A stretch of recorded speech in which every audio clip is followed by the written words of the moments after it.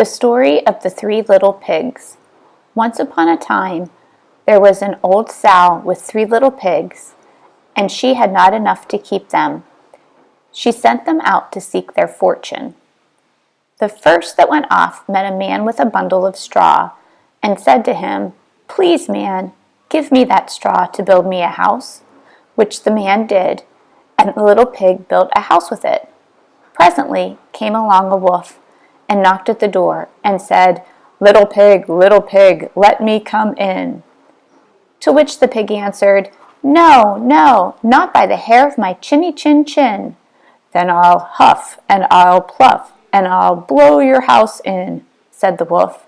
So he huffed, and he puffed, and he blew his house in, and the little pig ran for his life. The second pig met a man with a bundle of sticks, and said, "Please, man, give me those sticks to build a house," which the man did, and the pig built his house. Then along came the wolf and said, little pig, let me come in." "No, no, by the hair of my chinny chin chin." "Then I'll huff, and I'll huff, and I'll blow your house in." So he huffed, and he puffed, and he puffed, and he huffed, and at last he blew the house down, and the second little pig ran for his life. The third little pig met a man with a load of bricks, and said, "Please, man, give me those bricks to build a house with."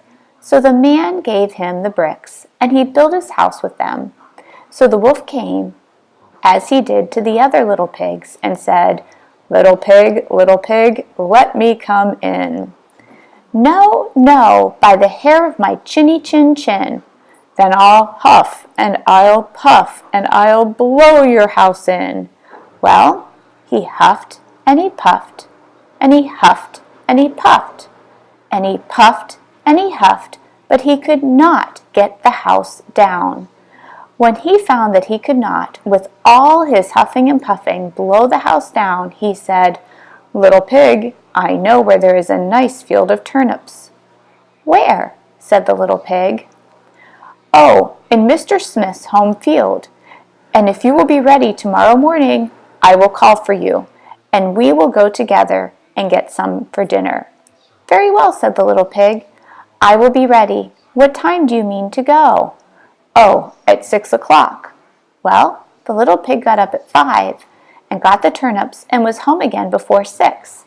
When the wolf came, he said, little pig, are you ready?" "Ready," said the little pig. "I have been and come back again, and got a nice potful for dinner." The wolf felt very angry at this, and thought that he would be up to the little pig somehow or other. So he said, little pig, I know where there's a nice apple tree." "Where?" said the pig. "Down at Merry Garden," replied the wolf, "and if you will not deceive me, I will come for you at 5 o'clock tomorrow, and we will go together and get some apples." Well, the little pig woke up at 4 the next morning, and got himself up, and went off for the apples, hoping to get back before the wolf came.